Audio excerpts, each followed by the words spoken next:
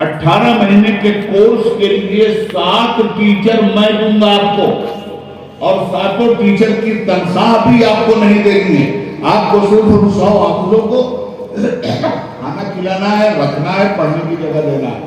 7 teacher آئیں گے، 18 مہینے کا کورس ہے۔ یہ بچہ جو کا کھا گا گھا انگا نہیں جانتا، یہ بچہ حافظ جو اے بی سی ڈی نہیں جانتا، یہاں سے اس کو پڑھایا جائے گا اور راجستھان کے سلیبس کے ذریعے پڑھایا جائے گا، اور 18 مہینے میں یہ بچہ میٹرک پڑھ کے نکل جائے گا۔ ہے میرے پاس پورا پلان ہے، میں آپ کو آفر کر رہا ہوں، مجھے 100 حافظ دے دیجیے، تو جو کچھ آپ پڑھا رہے ہیں پڑھاتے رہیے۔ اب یہ بچہ میٹرک کیا، انٹرمیڈیٹ کیا، اس نے راستہ کھل گیا، حافظ قرآن ہے، یہ حافظ قرآن کل کا انجینئر ہے، یہ حافظ قرآن کل کا MBBS ہے۔ اور یہ میں سمجھیے کہ ابھی ہم شروع کرنے جا رہے ہیں، نہیں، حافظ قرآن انجینئر بن کر کام کر رہے ہیں، حافظ قرآن MBBS اور MD بن کر کام کر رہے ہیں، ابھی حافظ قرآن چیف سیکریٹری بن کر کام کر رہے ہیں۔ چیف سیکریٹری کس کو کہتے ہیں جی؟ صوبے میں سب سے بڑا پاور ہوتا ہے چیف منسٹر کے پاس، اس کے بعد سب سے بڑا پاور ہوتا ہے چیف سیکریٹری کے پاس۔ چیف سیکریٹری IAS ہوتا ہے، تو جتنے بھی IAS اور IPS آپ کے راجستھان میں ہیں وہ سب ایک چیف سیکریٹری کے ماتحت۔ اب آپ سوچئے کتنا بڑا ہوتا ہے۔ جائیں بہار میں ایک حافظ قرآن چیف سیکریٹری بھی بنا، ایک حافظ قرآن ہوم سیکریٹری بھی بنا۔ ہوم سیکریٹری کا مطلب یہ ہوا کہ جتنی پولیس ہے صوبے میں سب کا مالک۔ چیف سیکریٹری کا مطلب ہے جتنے IAS ہیں سب کا مالک۔ تو حافظ قرآن بھی ہے، چیف سیکریٹری بھی۔ یہاں جب 100 بچوں 100 حافظ قرآن الگ سے آپ لا کے رکھیں گے اور 18 مہینے میں آپ کا یہ بچہ میٹریکولیشن ہو جائے گا، اس کے بعد 2 سال اس کو لگتا ہے 12 کرنے میں، راستہ اس کے سامنے کلیئر ہو جائے، یہ رونا نہیں رہے گا۔ ضرورت پڑے گی کھڑے ہو کے امامت کر دے، ضرورت پڑے گی چیف سیکریٹری بھی ہے، اس مائک پہ آ کے اللہ رسول کی بات بھی آپ کو سنا۔ تو یہ جو مولانا نے کام کیا ہے مجھے بہت پسند آئے۔ پھر میں تمام اہل سنت کے اداروں کو آفر کرتا ہوں، صرف اس ایک ادارے کی بات نہیں کر رہا۔ اگر آپ بڑا انتظام کر سکتے ہیں اور 100 حافظ قرآن مجھے کریں، انشاءاللہ 18 مہینے میں انہیں میٹرک کر کے نکالیں گے، 7 ٹیچر ان پر لگیں گے، ایک ٹیچر کی تنخواہ آپ کو نہیں دیں گے۔ اب اس کے بعد انقلاب آئے گا۔ آج کی دنیا میں فلائی اوور دیکھ رہے ہیں، یہ فلائی اوور کس کے دماغ کا نتیجہ ہے؟ انجینئر کے، ٹھیک ہے۔ تو انجینئر اگر لاکھ پیدا ہوئے تو کنسٹرکشن کی دنیا میں انقلاب آیا کہ نہیں آیا؟ 1 لاکھ MBBS اگر پیدا ہوئے تو فزیکل اور میڈیکل دنیا میں انقلاب آیا کہ نہیں آیا؟ 1 لاکھ مولوی پیدا ہو رہے ہیں، مذہبی دنیا میں کیوں نہیں انقلاب آ رہا ہے؟ اب بات سمجھ میں آ گئی آپ کو؟ آئے گا، مذہبی دنیا میں بھی انقلاب آئے گا۔ اس مولوی کو انجینئر تو بننے دو، اس مولوی کو ڈاکٹر کو بننے دو، اس مولوی کو اس دنیا کے مزاج کو تو پہچاننے دو۔ یہ بیچارہ مدرسے کی چہاردواری میں رہ کر کائنات عالم کی چیزوں کو بالکل بھول گیا، اس کو پتہ ہی نہیں کہ کائنات کیا ہے، جبکہ پڑھتا ہے کائنات کے بارے میں۔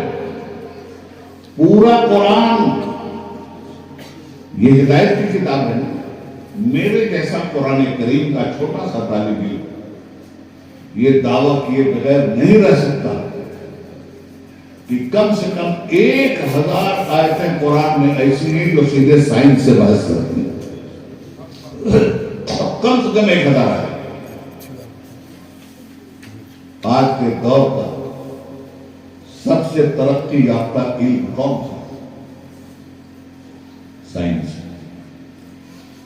آج کی دنیا، آپ روایتیں بیان کرتے چلے جائیے، قصے سناتے چلے جائیے، کرامت سناتے چلے جائیے، آج کا پڑھا لکھا مسلمان آپ کی بیان کردہ کرامت کو قبول کرنے کے لیے تیار نہیں۔ کیوں؟ اس لیے کہ جو بات آپ کہتے ہیں وہ آپ کا دعویٰ ہے، اسے دعوے پہ اوتھینٹک دلیل چاہیے۔ اس لیے کہ آج کی دنیا دلیل سے بات کر رہی ہے۔ آج کی دنیا سنی سنائی ہوائی پہ بات نہیں کرتی۔ آج کی دنیا بلا دلیل کے کنٹمپٹ آف کورٹ سمجھتی ہے اس معاملے، وہ دلیل سے بات کرتی ہے۔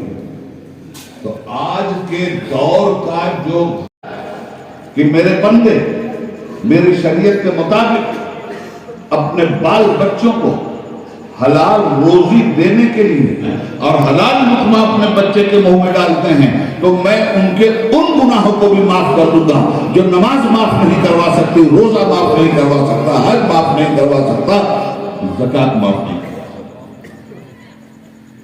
اب آپ مجھے بتائیے، رزق حلال، روٹی روزی، یہ ہر آدمی کی بنیادی ضرورت ہے کہ نہیں؟ اور جب یہ بنیادی ضرورت روٹی کا انتظام کرتا ہے، تو اس روٹی روزی کے مسئلے کو سمجھیے۔ دین، مذہب آسمان کی بلندی کا نام ہے، مگر آسمان کی بلندی کو دیکھنے کے لیے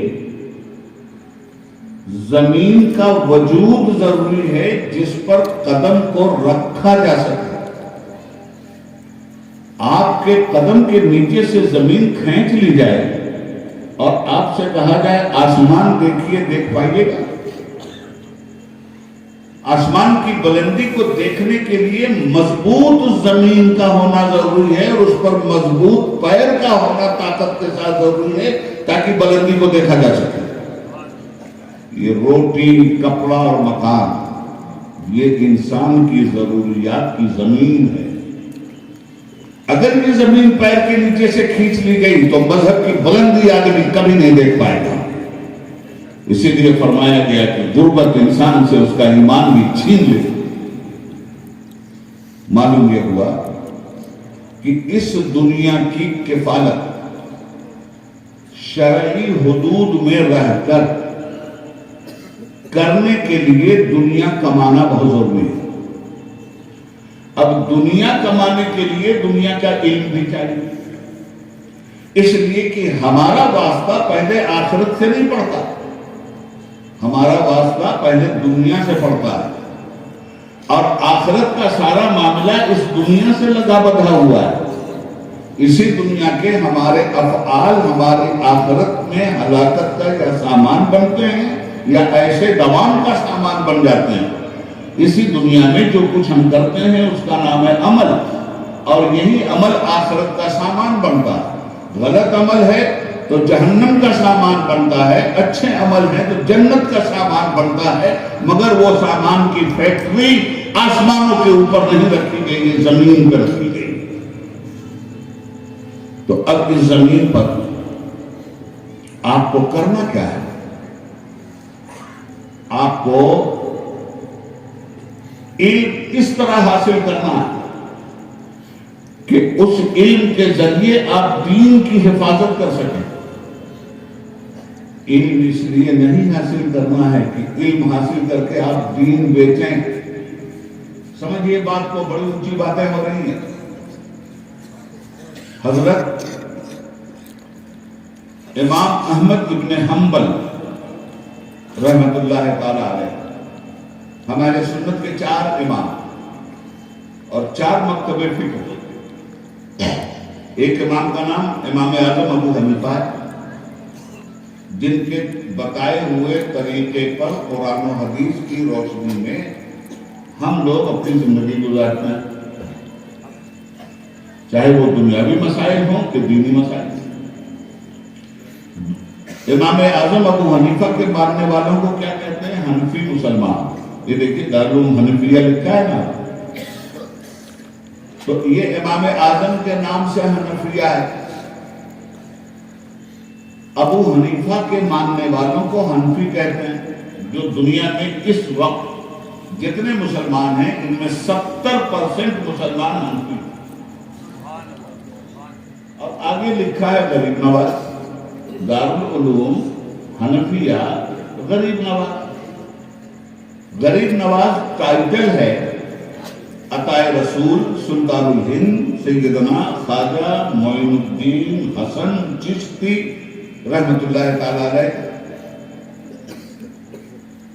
تو یہ غریب نواز بھی حنفی تھے۔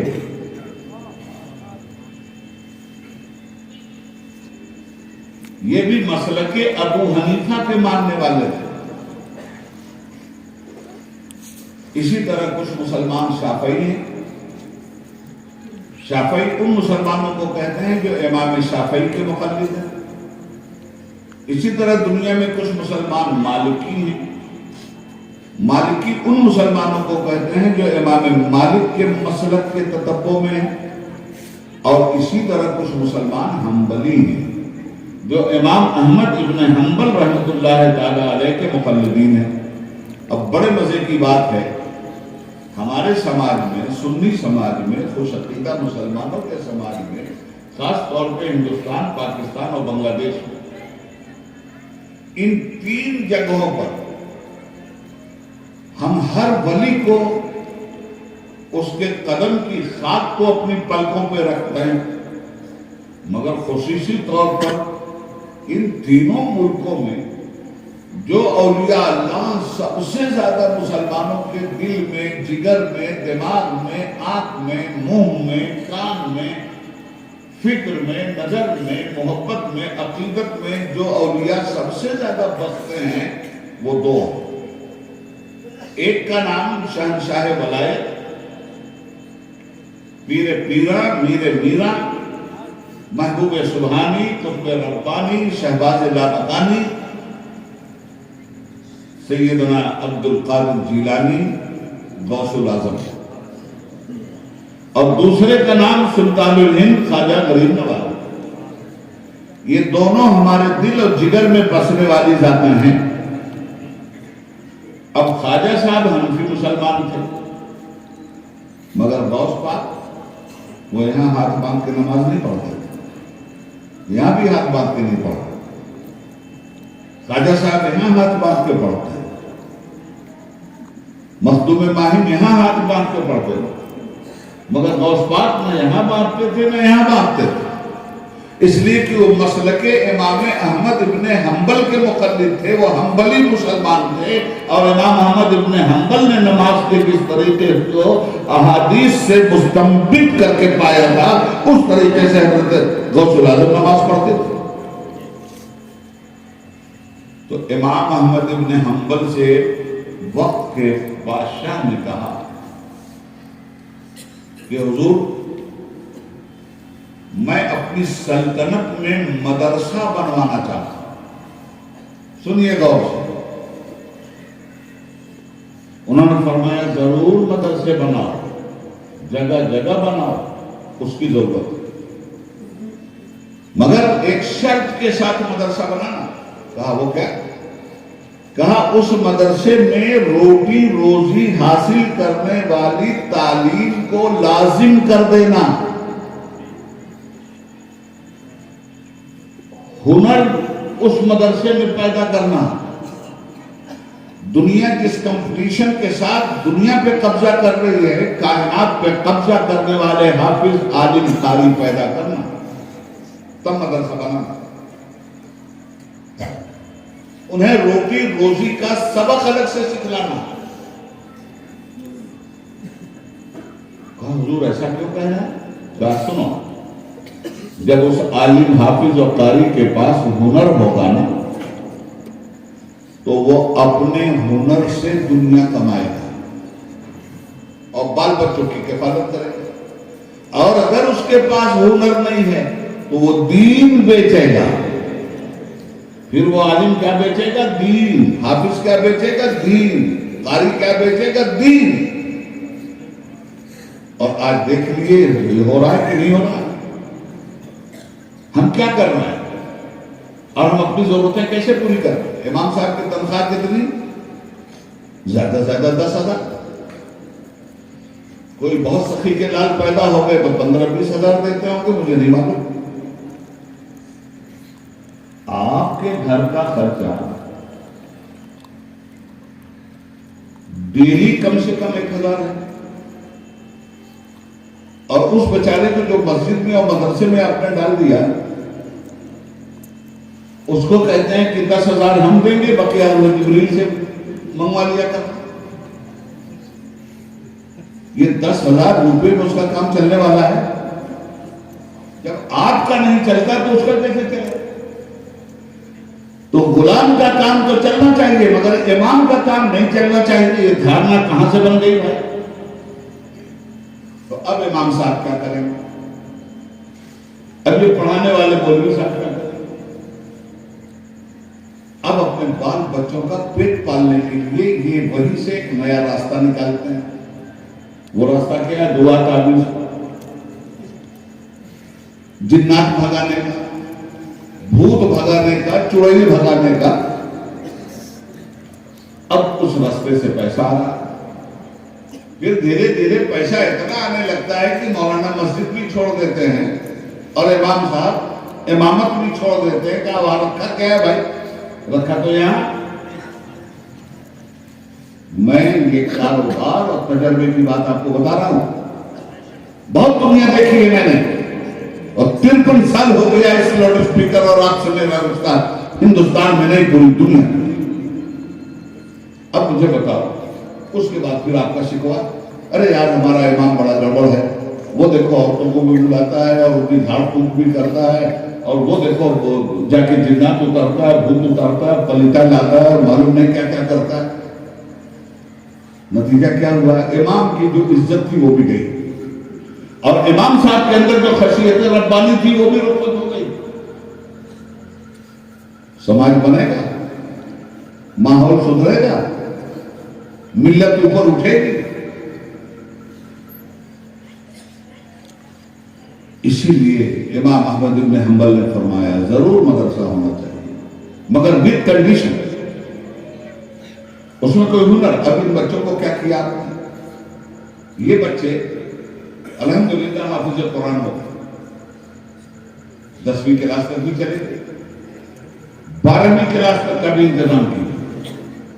اب 12ویں کلاس تک جاتے جاتے یہ بچے فیصلہ لینے کی پوزیشن میں آ جاتے ہیں. اب فیصلہ کیا؟ اب اگر انہیں عالم دین بننا ہے تو ایک مضبوط فیصلے کے ساتھ یہ عالم دین بنیں گے، اور اگر انہیں انجینئر بننا ہے، ڈاکٹر بننا ہے، سائنٹسٹ بننا ہے، پولیٹکس میں جانا ہے، بڑے آرام سے ادھر چلے جائیں گے. اب کیا ہوگا آپ جانتے ہو؟ پریشانیاں کہاں ہیں؟ بہت بڑی بڑی پریشانیاں ہیں میرے بھائی، پریشانیاں بہت بڑی ہیں. پڑھو بزرگان دین کو، باقاعدہ مسلمہ فتاوے تھے کہ اجرت لے کر نماز پڑھانا ناجائز، اجرت لے کر تقریر کرنا ناجائز، اجرت لے کر قرآن خوانی کرنا ناجائز. پوچھئے ذمہ داری سے بول رہا ہوں، یہ سب ناجائز کام. اجرت لے کر حدیث پڑھانا ناجائز، اجرت لے کر قرآن پڑھانا ناجائز. تو ایک زمانے تک اس پہ عمل ہوتا رہا، مگر مسلمان جو ہی دین سے دور ہوتا چلا گیا، اب نتیجے میں کیوں اجرت لے کے یہ سب پڑھنا پڑھانا ناجائز تھا بھائی؟ اس لیے کہ طلب العلم فریضۃ علی کل مسلم و مسلمہ، علم کا حاصل کرنا ہر مسلم مرد عورت پر نبی نے فرض کر دیا تھا. اور جب قوم نے یہ علم حاصل کیا تھا تو کسی امام صاحب کو تنخواہ دینے کی ضرورت نہیں تھی. یہی نمازی مسجد آتے تھے اور نماز کا وقت ہو جاتا تھا، کوئی ایک آدمی مصلی پہ کھڑے ہو کے نماز پڑھا دیتا تھا. تو اس وقت ضرورت کے مطابق یہ فیصلے لیے گئے، مگر جب نماز پڑھنا ہی لوگ بھول گئے۔ عیسائیوں کے ہاں سنڈے ٹو سنڈے عبادت ہو گئی، مسلمانوں نے جمعہ ٹو جمعہ عبادت قرار دے دی، تو اب تو مسجدوں کے دروازے بھی بند ہو جاتے، علم دین کے لیے مدرسوں کے دروازے بند ہو جاتے۔ تو ضرورت کے مطابق دینی مسائل میں سہولتوں کے راستے پیدا کیے جاتے ہیں۔ پھر اس کے بعد متفقہ طور پر علماء کی رائے بدلی کہ اگر پیسے دے کر کوئی امام نہیں رکھا گیا تو مسجدوں پہ تو تالے چڑھ جائیں، یہ مسلمان مسجد تو بنواتا ہے، نماز نہیں پڑھتا ہے، یہ مسلمان مدرسہ کو بنواتا ہے، مدرسے میں اپنے بچے کو پڑھنے کے لیے نہیں بھیجتا ہے، تو کم سے کم ان غریب مسلمانوں کے بچوں کو تو مدرسوں میں جا کر کے دینی تعلیم کا راستہ بند نہ ہونے پائے، ان بچوں کو لایا جائے۔ اور یہ علماء کرام اور یہ امام جو 24 گھنٹہ اپنی ڈیوٹی دے رہے ہیں، ان کے بال بچوں کے بھی تو کھانے پینے کا انتظام ہونا چاہیے۔ تب علماء نے ایک لائن دیا کہ اب امام کو بھی تنخواہ دینا جائز ہے، مدرس کو بھی تنخواہ دینا جائز ہے، مقرر کو بھی نذرانہ دینا جائز ہے۔ کیوں؟ جلسے بند ہو جائے، آپ نذرانہ مت دیجیے، میں دیکھتا ہوں کون آتا ہے۔ آپ مسجد کے امام کو تنخواہ نہ دیجیے، میں دیکھتا ہوں کیسے وہاں امامت ہو رہی ہے۔ جہاں پوزیشن یہ ہے ملک میں کہ بعض مساجد کی میرے پاس رپورٹ ہے باقاعدہ کہ یا امام صاحب ہیں یا مولوی صاحب ہیں، تیسرا نمازی ہے ہی۔ بعض جگہوں پہ ایسا ہے کہ مسجدیں تو ہیں، نمازی نہیں ہو رہی۔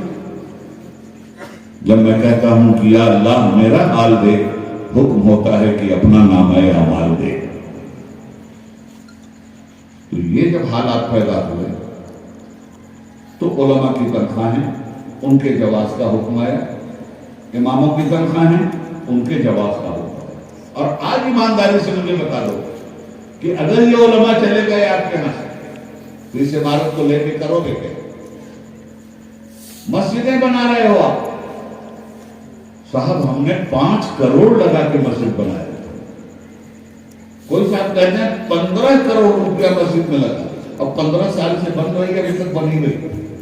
مسجد تو بناتی شب بھر میں، ایمان کی حرارت والوں نے، من اپنا پرانا پاپی ہے، برسوں میں نمازی بن نہ سکا، اقبال بڑا منموہک ہے، من باتوں میں موہ لیتا ہے، گفتار کا غازی بن تو گیا، کردار کا غازی بن نہ سکا۔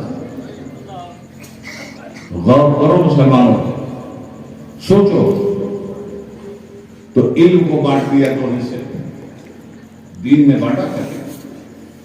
یاد رکھیے گا، میں بھی کہتا ہوں کہ علم کی تقسیم اس طرح نہیں ہونی چاہیے کہ یہ دنیا کا علم ہے اور یہ دین کا علم ہے۔ ہر علم دین کا علم، ہر علم، اور میں قرآن سے ثابت کروں گا، ان فی خلق السماوات والارض واختلاف اللیل والنہار، یہ ہے کہ نہیں قرآن؟ اور ان تمام تر چیزوں کے لیے قرآن لعلکم تدبرون کہتا ہے یا نہیں کہتا؟ تم غور کیوں نہیں کرتے؟ لعلکم تتفکرون، تم فکر کیوں نہیں کرتے؟ لعلکم تذکرون، تم تذکرے کیوں نہیں کرتے؟ لعلکم تعلمون، تم علم حاصل کیوں نہیں کرتے؟ لعلکم تعقلون، تم عقل سے کام کیوں نہیں لیتے؟ کیا مطلب؟ یہ زمین بنی ہے تو کیوں بنی؟ اس کا علم آپ کے پاس ہونا چاہیے۔ یہ آسمان بنا ہے تو کیوں بنا؟ یہ سورج ہے تو کیوں ہے، اس کا فائدہ کیا؟ اور یہ قرآن حکم دے رہا ہے غور کرو میری نشانیوں میں۔ غور ہی کا نام تو علم ہے، تو کس کے علم میں غور کرنے کے لیے کہا جا رہا ہے؟ الم نجعل الارض مہادا، زمین پہ غور کرو جس کو ہم نے بچھونا بنایا۔ والجبال اوتادا، پھر اس میں ہم نے کھوٹے گاڑ دیے پہاڑوں کے، کیوں گاڑ دیے بھائی؟ اب علم آیا سامنے کہ یہ زمین جب آئی پیدا ہوئی تو زمین ہل رہی تھی، ڈول رہی تھی، دیکھا نہیں ترکی میں کیسا زلزلہ ہے؟ اس سے کروڑوں گنا زلزلے آ رہے تھے اس پر. جب اس زمین کو بچھایا رب العالمین نے, الم نجعل الارض مہادا, ہم نے زمین کو بچھایا تمہارے لیے, لگی ہلنے ڈولنے, کبھی اوپر کبھی نیچے, کبھی ادھر کبھی ادھر. رب نے کہا ارے میں نے اپنے انسان کے لیے زمین کو بچھایا ہے کہ اس پہ مکان بنا کر کے زندگی گزار سکے. یہ زمین تو یہ کیا کر رہی ہے, اوپر نیچے اوپر نیچے. حکم ہوا پہاڑوں کو کھوٹا بن کے کر جاؤ تاکہ میرا انسان آرام سے زمین پہ رہ سکے. تو غور نہیں کرنا ہے کہ یہ زمین کیوں بنا, اور اس زمین سے ہمیں کیا کیا فائدے حاصل ہوں گے. تو یہ دین ہے یا دنیا ہے؟ آدم علیہ السلام کو جتنا علم دیا گیا وہ دین تھا نا. دین دنیا دین دنیا دین دنیا, اتنا باطل تصور پیدا کر دیا گیا. یاد رکھیے گا, دین ہے کل. دین کیا ہے؟ کل. جیسے یہ عمارت ہے کل, اس دین کا ایک حصہ ہے, بازو ہے, جس کا نام ہے دنیا. دنیا دین کا ایک بازو ہے.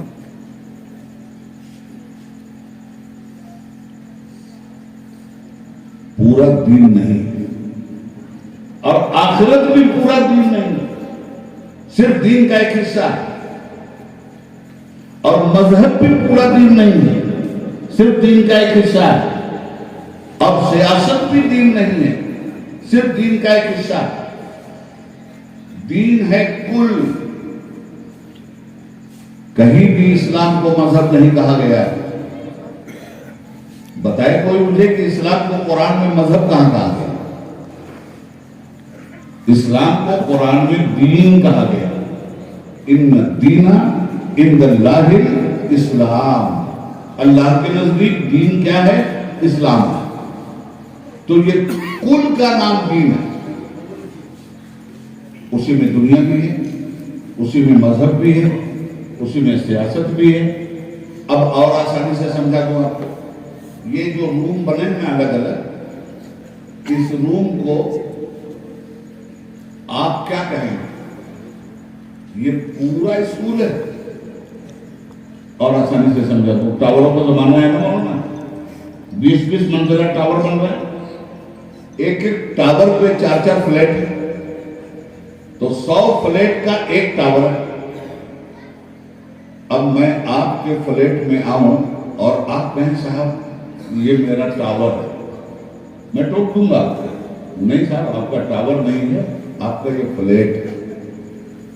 ٹاور تو کل ہے, تو ٹاور میں فلیٹ ہے, فلیٹ میں ٹاور نہیں ہے.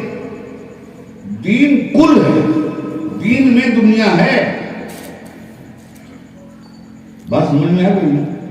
تو جب دین میں دنیا ہے تو یہ دنیا حاصل کرنی ہے کہ نہیں کرنی ہے؟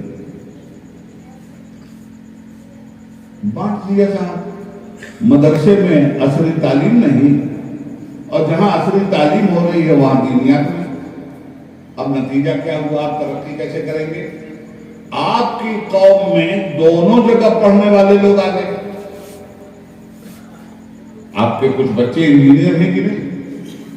آپ کے کچھ بچے ڈاکٹر ہیں کہ نہیں؟ آپ کے کچھ بچے سائنٹسٹ ہیں کہ نہیں؟ آپ کے بچے کچھ لیکچرر اور پروفیسر ہیں کہ نہیں؟ تو کچھ بچوں نے پڑھا کالج میں. کالج میں پڑھنے والے بچوں کو دین کی خبر نہیں, صرف دنیا کی خبر ہے. اور مدرسے میں پڑھنے والے بچوں کو دین کی خبر ہے, دنیا کی خبر ہے. معاملہ دین اور دنیا کا روح اور جسم کی طرح ہے. اب کیا ہوا؟ اس نے دنیا ہی کو پوری کائنات سمجھ لیا, اور اس نے دین میں آنے کے بعد نیا فتویٰ جھاڑ دیا. رہے ہم تو دیندار لوگ ہیں بھائی, ہمیں دنیا سے کیا مطلب؟ دنیا سے مطلب رسول اللہ کو تھا, دنیا سے مطلب بھی کرام کو تھا. اسی دنیا کو تو سنوارنے کے لیے آئے تھے بھائی. دنیا سے مطلب غریب نواز کو تھا, ایک دلت پہ ظلم ہوا تھا اور اس دلت کو انصاف دلانے کے لیے غریب نواز اجمیر سے اس غیر مسلم کو لے کر دلی شمس الدین التمش کے پاس گئے. ہم کہاں کہاں بھٹ کے بھائی. اب وہ مدرسے والا کہتا ہے وہ مستر لوگ ہیں, دل کے غدار لوگ ہیں.